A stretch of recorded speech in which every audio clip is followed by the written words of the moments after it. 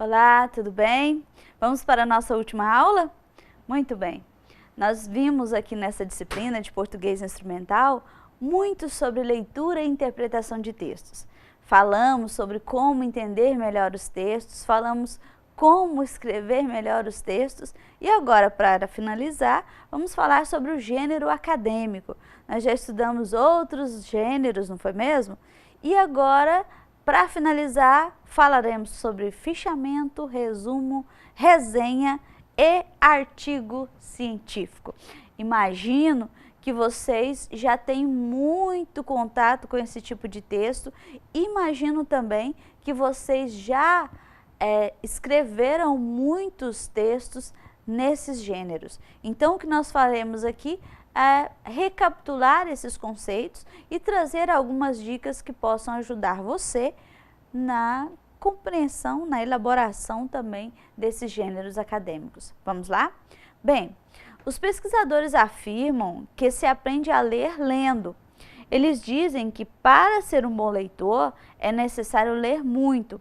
É lendo muito que adquirimos a experiência para fazer uma leitura fluente e selecionar as informações mais importantes do texto.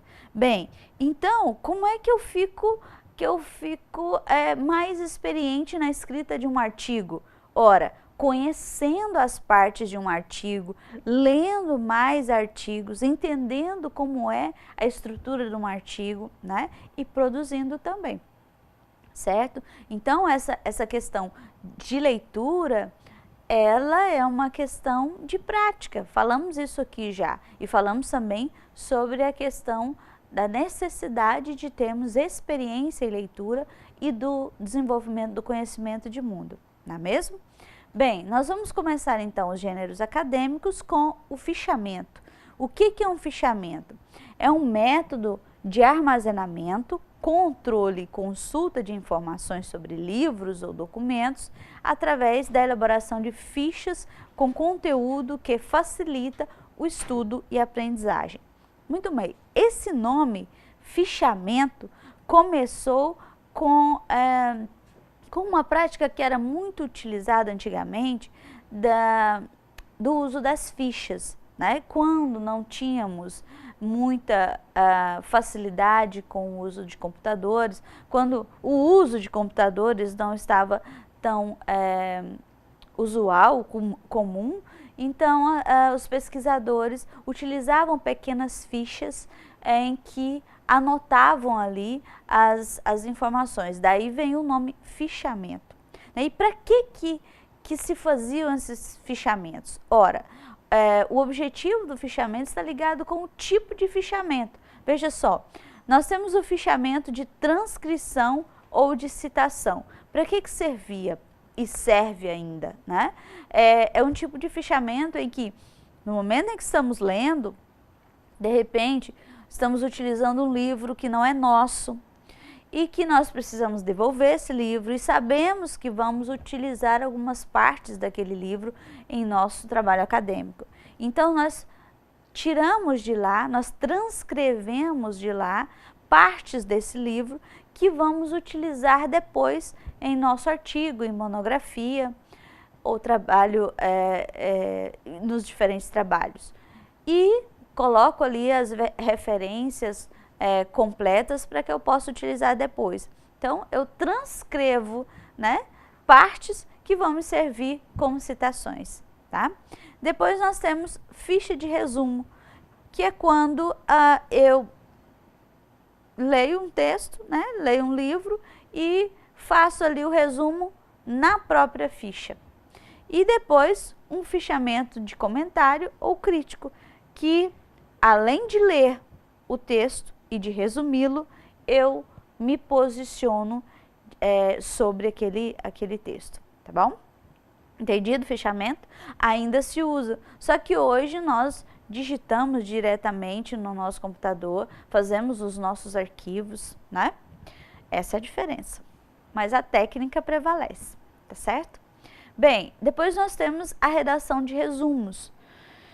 O que é um resumo? É um tipo de texto que supõe a recriação do texto original, reduzindo as suas ideias principais. Para tanto, é necessário que tenha sido feita uma análise do mesmo, distinguindo o essencial.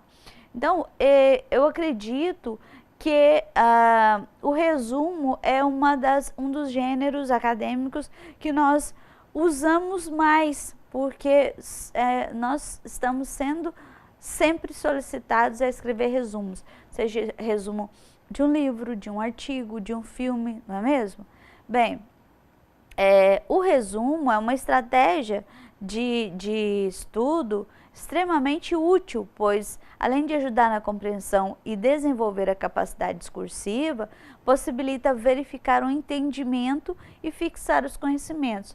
Ora, quando eu estou resumindo, se eu consigo resumir um texto, quer dizer que eu consegui entender aquele texto, né? Isso é fato. Por quê? Porque eu vou reescrever, né, as ideias principais a partir do que eu compreendi. Então, eu não vou pegar partes do texto e tirar de lá tal como o autor escreveu, porque vai virar uma colcha de retalhos, né? O que eu preciso é resumir para dar uma única linguagem àquele texto. Então, para isso, o Platão e Fiorin nos diz que precisamos observar cada uma das partes essenciais do texto, a progressão em que essas partes se sucedem e a correlação que o texto estabelece entre cada uma dessas partes.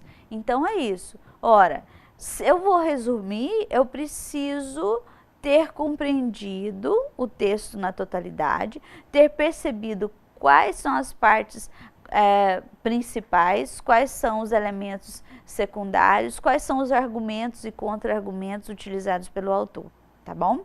Então, fiquem atentos a isso. Além do fichamento e do resumo, nós temos a resenha, que é a elaboração de um texto a partir de um livro ou documento em que se pode ser utilizada uma comparação de seu assunto ou uma avaliação crítica. Então, no momento em que eu estou escrevendo a resenha, e é por isso que ela se difere do resumo, porque eu posso inserir ali um posicionamento crítico, né? Então, olha só, a resenha é produzida para mostrar a opinião crítica do autor sobre os livros ou documentos lidos. Ajuda a guiar o leitor sobre determinado assunto e o arquivamento para posterior consulta. E apesar de ser um texto opinativo, evita-se o uso da primeira pessoa do singular. Então, quando o professor nos solicita que façamos uma resenha, né, além da parte de resumir o texto, que eu posso utilizar a técnica do resumo, eu também insiro ali a minha opinião. Só que essa opinião não pode ser expressa ali em primeira pessoa do singular, tá bom? Eu não posso me referir como eu naquele texto, tá? Bem, depois nós temos o esquema, que é outra forma, né, uma forma de reorganizar um tópico em tópicos sequenciais ou arranjo de um modo espacial específico para permitir a visualização global e rápida. Então, o esquema é também uma estratégia para a gente estudar. E, às vezes, entre os gêneros acadêmicos, também nos solicitam, né, a elaborar esquemas. E o esquema também é muito utilizado por nós quando queremos, às vezes assistindo a uma palestra, fazemos as nossas observações por meio de esquemas, né, e isso vai ser determinado por cada um de vocês, né? Cada um de vocês vai perceber qual a melhor forma de sintetizar ou condensar aquelas informações. No caso dos esquemas, nós precisamos estar atentos a isso, ó, ao tema central e quais são as ideias principais, as ideias secundárias, se há ideias terciárias e como é que essas ideias se interrelacionam, tá bom? Então eu posso fazer assim por meio de chaves, posso fazer por meio de flechas, posso fazer por meio de retângulos, isso aí ao modo de cada um. O que nós precisamos ter em mente é que no momento que estamos escrevendo, nós vamos desenvolvendo as nossas estratégias, tá? Para aqueles que gostam de trabalhar diretamente no computador, também há alguns programas denominados mapas mentais que podem nos ajudar com essa elaboração de esquemas também, tá certo? Bem, e depois nós temos o artigo científico, né? Que é tão conhecido, tão lido por nós, que é parte de uma publicação com autoria declarada, que apresenta e discute ideias, modos, técnicas, processos e resultados nas diversas áreas de conhecimento. Então, a ABNT conceitua o artigo desta forma, artigo científico, né? E aí nós precisamos ter a ideia de que eles também têm algumas subdivisões. Vejam só, o artigo de revisão bibliográfica são elaborados a partir da análise de referenciais teóricos ou fontes bibliográficas. Sua função principal é, partindo-se da síntese e da estruturação conceitual, ampliar o entendimento sobre o tema. Nas universidades, tais artigos científicos muitas vezes servem para ampliar a familiaridade do aluno com o conhecimento científico. Então, dentre os tipos de artigo, o de revisão bibliográfica vai lidar, né, vai trazer informações apenas de, como o próprio nome diz, de revisão bibliográfica. Nós vamos tratar ali, naquele artigo, somente noções buscadas, né, pesquisadas em fontes bibliográficas, tá certo? Que sejam livros, que sejam outros artigos, que sejam documentos, tá certo? Isso é um tipo. O outro tipo são os artigos originais, que a principal diferença é que, apesar de também se apoiar em fontes bibliográficas, seu papel principal é destacar os resultados de uma pesquisa prática realizada pelo autor ou pelo grupo de trabalho deste. As diferenças residem na metodologia de elaboração, que foge do universo da leitura para a vida prática real. Então, quando eu falo em um artigo original, eu estou me referindo ao fato de trabalhar com a noção da pesquisa bibliográfica, né, da revisão bibliográfica, porque para escrever um artigo ou uma monografia, eu preciso buscar fontes bibliográficas, teorias que façam ali a base, com as quais eu possa dialogar depois. E nos artigos originais também eu apresento ali o resultado de uma pesquisa utilizada, né, realizada. Uma pesquisa de campo, um experimento. Então, por isso que ele é chamado original, porque aquele artigo trará informações, elementos da minha pesquisa, da minha experiência realizada, tá bom? Depois nós temos os artigos de divulgação. Como o próprio nome indica, servem para comunicar ao público-alvo algo que seja do interesse do autor. Estes não são muito comuns nos cursos de graduação e de pós-graduação. Então, o que acontece? Nos artigos de divulgação, nós teremos, né, que não é, como vocês viram aqui, não é tão comum na graduação e na pós-graduação, né, porque às vezes isso aqui é utilizado muito por professores já que trazem alguma experiência realizada e estão necessitando divulgar isso, né? E também algumas empresas se utilizam desse tipo de artigo. Tá entendido? Muito bem. Esses gêneros acadêmicos, como vocês puderam ver, estão no nosso dia a dia sempre.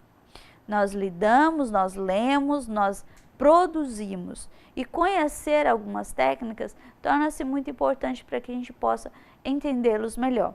Só que, vejam aqui, essas estratégias nos auxiliam nos estudos, pois são formas que nos conduzem à compreensão mais profunda das principais informações e à sua memorização. Portanto, não deixe de praticá-las, pois só assim você se tornará um leitor eficiente. Lembre-se de que só aprendemos a ler lendo. Então, se você quer ter um bom, quer se sair bem na escrita do seu artigo, você precisa praticar, precisa ler, precisa verificar como você está elaborando esse artigo, né? Ou de seu esquema, de seu fichamento, de seu resumo e resenha, tudo isso perpassa o conhecimento melhor desse gênero. Nós vimos aqui algumas ideias, tá certo? Mas a prática de leitura e escrita é que vai fazer com que nós fiquemos melhores naquilo que estamos escrevendo, produzindo, tá certo? Muito bem, terminamos então aqui a nossa disciplina, terminamos o nosso conteúdo e espero que vocês tenham aproveitado bem. Até lá!